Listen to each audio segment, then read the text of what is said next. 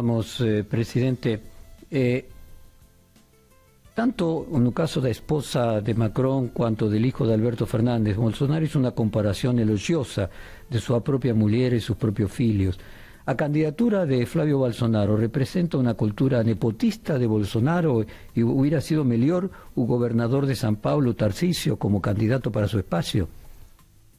Olha, eu tenho por norma na minha vida não criticar os presidentes que me sucederam, nem os presidentes que me antecederam. De maneira que eu sou um homem que sou muito tranquilo nos meus julgamentos. Eu não quero fazer julgamento contra as atitudes de candidatos do nosso país, justamente nessa hora que eles estão disputando eleições e que essas minhas opiniões seriam interpretadas como opiniões partidárias. De maneira que eu peço a você que me desculpe não opinar sobre esse assunto. Desculpado. Está vendo o senhor Jorge Montevecchia? Está disculpado, presidente. Disculpado. Donald Trump nos Estados Unidos também recorre às qualificações, descalificações personais, insultos. O que o senhor pensa dessa forma de comunicar do presidente norte-americano? É outro presidente que está fora dos trilhos. Ele não tem noção do que é o presidente, principalmente dos Estados Unidos, que foi o país de onde saíram as ideias fundamentais da democracia no mundo, de onde os estadistas dos Estados Unidos, os pais fundadores, sempre tiveram por preocupação a difusão de princípios democráticos, de princípios de direitos humanos, de direitos que eles seguiram e que difundiram no mundo inteiro. Este homem não sabe o que é isso, nem que é a tradição americana, nem o que os americanos significaram para o mundo. E, portanto, não pode jamais ser comparado. Ele, de certo modo, desencadeou esse tipo de comportamento que os outros presidentes estão tendo, saindo com insultos pessoais, saindo com julgamentos inaceitáveis e, ao mesmo tempo, com o presidente Trump jogando o mundo em vários conflitos e alimentando esses conflitos, quando, na realidade, ele dizia que vinha fazer a paz, mas o que ele está fazendo é a guerra. En su artículo, el señor también cita frases de Sáenz Peña: todo nos une, nada nos separa.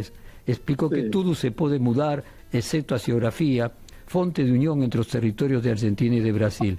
También compartilhamos o espacio americano con los Estados Unidos. O que el señor pensa da doctrina Monroe y su reubatización como doctrina Donroe por Trump y las áreas de influencia? Olha, a doutrina Monroe foi feita para evitar a invasão do território americano por potências estrangeiras e não jamais para servir uma potência contra os seus países que são do mesmo continente americano. Assim, o nosso, nem pode ser nosso, o senhor presidente dos Estados Unidos não conhece a história americana. E eu, de certo modo, posso falar num episódio da doutrina Monroe. Eu estava nos Estados Unidos em companhia do presidente Figueiredo do Brasil quando foi deflagrado o conflito das Malvinas. E eu tinha uma audiência com o senador do Alasca. Quer dizer, esse senador do Alasca, eu fui para a sua audiência. Quando cheguei lá no Congresso, ele estava meio atrasado. E eu pensei que, como eles eram um homem de horário, eu também sou um homem de horário, eu pensei em retirar-me. Quando ele chegou, ele me deu como desculpa, me pedindo muitas dessas desculpas, o fato de ter amanhecido com o presidente dos Estados Unidos, que naquela época era o presidente Reagan. Então, ele me disse que... Então, perguntei a ele o que eles estavam tratando tanto ele. Ele disse que era o presidente Reagan, queria consultar os senadores e os congressistas sobre a política dos americanos em relação à Argentina com a Guerra das Malvinas. E disse que os congressistas tinham expressado a ele que havia a doutrina Monroe, que eles não podiam admitir que qualquer potência estrangeira ela utilizasse o solo americano e agredindo o solo americano. Então ele me disse que a decisão que tinham tomado os Estados Unidos era que eles jamais permitiriam que a Inglaterra bombardeasse a Argentina. Quer dizer, jamais admitiriam que o solo das Américas, por causa da doutrina a doutrina Monroe fosse violada. E essa conversa eu tomei a liberdade de comunicar ao ministro das Relações Exteriores do Brasil qual teria sido a posição que os Estados Unidos adotariam, como eles adotaram numa posição de partidária, de certo modo apoiando a Inglaterra naquela coisa que foi a invasão das Malvinas. Eu quero recordar que no Congresso da Argentina eu tive a oportunidade de dizer, como última frase do discurso que aí proferi, que foi a seguinte, quer dizer, as Malvinas são argentinas. Então eu, naquele tempo, expressei essa manifestação do Brasil, do presidente do Brasil no Congresso argentino. Era uma solidariedade absoluta que a gente tem até hoje. Presidente, você contou que o senhor torció pela seleção argentina de futebol neste Mundial após a Copa do Mundo. Mas nas redes sociais, algunos influencers criticaron aspectos idiosincráticos da Argentina. O afecto de algunos brasileiros pela Argentina diminuiu nos últimos anos? Não, essas coisas que acontecem como a agressão do presidente de Argentina ao Brasil, de certo modo, atinge algumas camadas não tão esclarecidas sobre as relações Brasil e Argentina e o que representam essas relações, o que representa o Mercosul. Portanto, eu não considero que seja assim. Eu torci por Argentina e não só eu, como também meus filhos, minha mulher, meus netos e bisnetos também. Eles torceram por Argentina quando eu esclareci a todos que Alfonsín comigo tínhamos feito uma coisa formidável, que era ser o continente da América do Sul, é o único continente do mundo que não tem armas nucleares. E, ao mesmo tempo, o Mercosul, da integração, da unidade latino-americana, da unidade do Cone Sul. Então, do Cone Sul. Portanto, eu acho que nós devemos estar juntos. Quer dizer, não podemos separar Pelé de Milei. De Milei não, de Messi. De Messi nem de Maradona. De Milei nunca. E, presidente, o fato de Milei estar perto de Trump e o fato de Trump ter uma atitude anti-latino-americana, o senhor acha que pode ter que ver também com essa pérdida de carinho de alguns brasileiros sobre a Argentina? Sim, todos somos um país de liberdade absoluta. Não podíamos dizer que em 200 milhões de habitantes não tenhamos 1%, médio por cento de pessoas que tenham uma opinião diferente. Mas não significa o Brasil. É o país brasileiro, porque nós brasileiros queremos bem a Argentina. E eu sou um homem que, como presidente, foi o presidente do Brasil que mais amor teve pela Argentina. Muitas vezes visitei a Argentina. Fui amigo de Alfonsín, amigo durante a presidência, amigo depois da presidência, e que nos encontramos também muitas vezes, e que ele foi muitas vezes ao Brasil encontrar-se comigo. E sempre discutíamos as relações entre nossos dois países. E assim, eu quero que continue esse sentimento que eu tenho, e também muitos brasileiros, a maioria, quase a totalidade dos brasileiros tem em relação aos argentinos. Presidente, existe no povo brasileiro um orgulho nacional ferido pelas sanções econômicas de Trump contra o Brasil? Olha, são inaceitáveis também. Esse senhor Trump, ele é um homem que não tem a noção do que é o Brasil. O Brasil foi o país que, durante 2 guerras mundiais, a primeira e a segunda, mandou contingentes de brasileiros para lutar na Europa, defendendo as ideias, ao lado das tropas americanas, defendendo as ideias que são as ideias democráticas.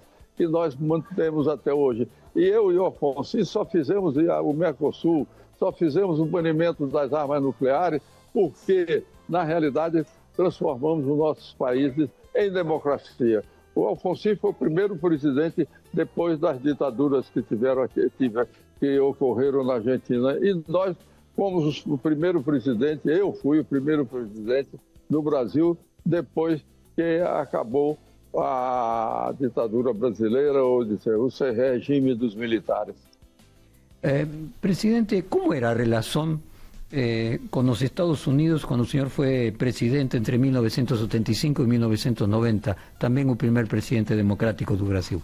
Ora, foram relações absolutamente tranquilas e absolutamente maduras, de respeito mútuo, embora tenhamos tido também, como o problema do aço, algumas sanções, porque faz parte da política externa americana sempre convidar você para uma discussão, mas eles levam uma arma na mão. Na hora que começa a discussão, a gente vê que eles estão armados, né? Então, sempre acontece uma pequena coisa, mas era coisa de relações diplomáticas que imediatamente seriam resolvidas e foram resolvidas. O senhor foi o primer presidente democrático após anos de ditadura no Brasil. E os militares do Brasil e Argentina se vían como inimigos e sua hipótese de conflito era sempre uma guerra contra o outro. O que diziam os militares brasileiros quando as escolas militares brasileiras e as escolas argentinas, na mesma direção, as hipóteses de guerra que eles tinham eram em relação ao Brasil e Argentina.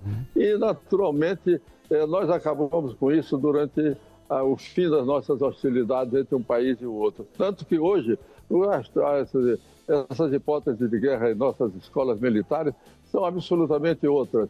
Assim, tiramos as nossas tropas da fronteira com a Argentina. Hoje elas estão voltadas para a Amazônia porque o perigo não vem mais do Sul. Do Sul vem a amizade, do Sul vem uma união e do Norte o que pode vir são essas hostilidades do presidente americano e são as guerrilhas que ainda subsistem basicamente em alguns países do Norte que fazem fronteira com o Brasil. En 1970, antes da Guerra das Malvinas, que ocurrió 2 años después, após haber abortado una guerra con Chile debido a intervención del Papa Juan Pablo II, los militares argentinos estuvieron prestes a declarar una guerra a Brasil por Itaipú. De facto, no ministro de Relaciones Exteriores de Brasil, Itamaraty, fala-se generacionalmente de sus diplomatas como pre-Itaipú y post-Itaipú. ¿Cuál era a posición de Itamaraty en 1975 cuando el señor decidió aliarse a Argentina? Nós temos uma linha que demarca essas relações não só com a Argentina, como também em relação à América do Sul e alguns países, como os países da Cortina de Ferro, como os países socialistas. Os militares tinham uma restrição muito grande. Então, as nossas relações e a nossa posição diplomática, ela tinha um sentimento da ideologia daquele tempo. E isso nós acabamos quando começamos uma nova etapa. De maneira que essa etapa da história da América do Sul tem dois tempos. O tempo antes e depois das relações do Brasil e Argentina serem restabelecidas de uma forma como nós restabelecemos, criando o Mercosul e acabando com a corrida nuclear, e era, sem dúvida alguma, uma coisa que prejudicava muito as nossas divisões, prejudicava muito os nossos países e ameaçava as nossas populações. E que hoje acabaram. Quando se vê esse problema de armas nucleares lá no Oriente Médio, a gente vê na Ásia, com a Coreia do Norte, a gente vê também com Israel, nós ficamos sabendo que o nosso continente está fora disso, quer dizer, e nós devemos estar unidos para resistir a qualquer tentativa dos Estados Unidos de nos desenvolver nessa coisa terrível e inacreditável que é a posição que eles assumiram hoje em relação ao mundo e em relação à América do Sul, como aconteceu no caso da Venezuela. Embora nós reconheçamos que o caso da Venezuela tem um ditador que lá existia e também a ausência de democracia, o fim das eleições, como eles fraudaram as eleições. Então, isso tudo foi um caldo de cultura que deu nessa coisa que atualmente entristece todo o continente. En su artículo el señor también menciona el desmantelamento nuclear de ambos países, el fato que hoy América Latina y América del Sur es el único subcontinente libre de amenaza nuclear. El señor convidó a Alfonsín para inaugurar la primera usina de enriquecimiento de uranio en Brasil, la usina secreta de Armar. Mas en aquella época Argentina ya tenía ventaja tecnológica en su desenvolvimiento nuclear. ¿Hubo allí un acto de grandeza de Alfonsín equivalente o acto de grandeza que el señor tende a apoyar a Argentina na disputa de Malvinas? Olha, sim, o ato de grandeza do Alfonsín e a visão que ele tinha de uma América do Sul unida, do Cone Sul unido, do Brasil e Argentina estabelecerem nova, é que a Argentina estava 10 anos na frente das pesquisas nucleares em relação ao Brasil. E nós, com grande esforço, lutávamos para atingir o enriquecimento do urânio. Quando aqui na Argentina os senhores já dominavam esse enriquecimento há muito tempo e as usinas nucleares já eram abastecidas com esse combustível que era dado e produzido aqui na Argentina. E nós conseguimos, no Brasil, desenvolver as nossas centrífugas de modo a que nós descobríssemos o enriquecimento do urânio, como aconteceu naquele tempo. E a melhor maneira que eu ia mostrar aos argentinos, ia mostrar ao povo brasileiro o rompimento dessas hostilidades e dessa política nuclear, seria, como eu fiz, convidar o presidente da Argentina para ir a Armar e inaugurar a usina brasileira de descoberta do enriquecimento do urânio. Isso é uma coisa extraordinária, que o mundo não compreende, que só o Brasil e a Argentina fizeram e que representam, sem dúvida alguma, um ato importantíssimo na história mundial. Ou seja, hoje assistimos a um cenário internacional que volta a falar sobre a proliferação nuclear, uma nova corrida armamentística entre as grandes potências. ¿Ese es el enseñamiento que Brasil e Argentina têm hoje para o mundo? Sim, é um ensinamento nosso, Brasil e Argentina, para o mundo. E nós devemos ter um grande orgulho dos nossos países de terem caminhado nesta direção, porque, na realidade, o que nós fizemos não se fez no mundo. E eu acredito que, enquanto existir uma arma nuclear no mundo, nós todos não poderemos dormir tranquilos. Mas nós aqui na América do Sul dormiremos mais tranquilos, porque não temos nenhuma. E quero voltar ao começo, presidente. Me gostaria que você falasse novamente das opiniões do presidente argentino sábado passado criticando a Lula. Gostaria de que você reafirmasse sua opinião sobre o que fez o presidente Milei lá. É lamentável, sujeito a uma condenação de todos nós, e que nós condenamos, mas devemos condenar com civilidade, sem ofensas pessoais e, ao mesmo tempo, um apelo para que não se perca jamais esse tipo de relações do Brasil, de amizade com a Argentina, fora de qualquer competição entre os dois países. Competência, como se diz em espanhol. Nós não podemos ter isso mais e devemos cada vez mais consolidar esse tipo de política.